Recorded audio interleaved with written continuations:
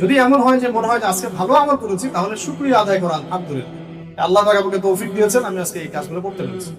ওই সময় যেন কোনোভাবেই মনের মধ্যে আবার এই অনুভূতি না আসে যে খুব আজকে তো মাশাআল্লাহ হেভি আমল করলাম, ঠিক আছে, এরকম হয় কিন্তু। এবং তখনই মানুষ ফেসবুকে ঢোকে, অন্য কারো আমল নিয়ে সমালোচনা করা শুরু করে। আমি তো এরকম করছি, আর এরকম বুঝে কিছু। যখন মানুষ নিজেকে একটু সুপিরিয়র ভাবা শুরু করে, তখনই অন্যের পিছনে লাগা শুরু করে। এবং এটাই হচ্ছে ইবলিসের স্বভাব, কার স্বভাব? ইবলিসের স্বভাব। ইবলিস বহু আমল করতো, এত ইবাদত করতো আল্লাহ পাকের, ইবাদত করতে করতে করতে করতে এমন লেভেলে সে চলে গেছে, আল্লাহ পাক তাকে ফেরেশতাদের সর্দার বানায় গেছে।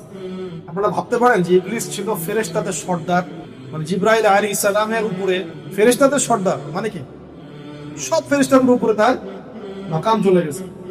ইবাদত করতে করতে, আনুগত্য করতে করতে একটা পর্যায়ে কি হলো, আল্লাহ পাকে আদেশ করলেন আদমকে সিজদা করো, সবাই সিজদা করলো।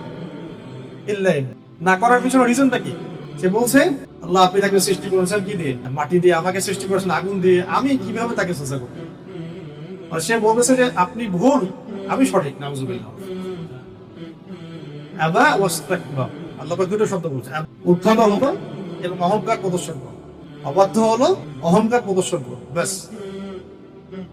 আবা ওয়াস্তাকবার, উদ্ধত হলো, অবাধ্য হলো, অহংকার প্রদর্শন করলো, জাহান্নামীতে অন্তর্ভুক্ত হয়ে যাবে। আমাদের খুব মারাত্মক কলবের সমস্যা হচ্ছে, একটু টুটাফুটা আমল করা শুরু করলেই, টুটাফুটা এসেন্সে বললাম, সাহাবীদের তুলনায় আমাদের আমল কিছুই না। ইসলামী শরিয়ার যে মূলনীতি, যেভাবে যেটা ডিমান্ড করে আমাদের কাছে ইসলামী শরিয়া, তার ধার কাছেও নেই আমাদের আমল। যা করা দরকার তার ধার কাছেও নেই আমরা।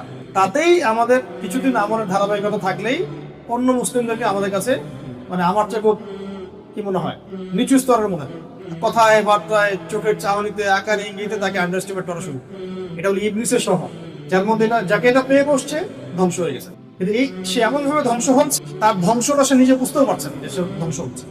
এই কারণে যদি মনে হয় যে আজকে ভালো আমল হয়ে গেছে, তাহলে আল্লাহ শুকরিয়া আদায় করা, কৃতজ্ঞতা প্রকাশ করা, আলহামদুলিল্লাহ বলতে, আলহামদুলিল্লাহ আল্লাহ পাকের শুকরিয়া, আজকে আমি আমলগুলো করতে পেরেছি, আগামীকাল আরো ভালো করার চেষ্টা করব।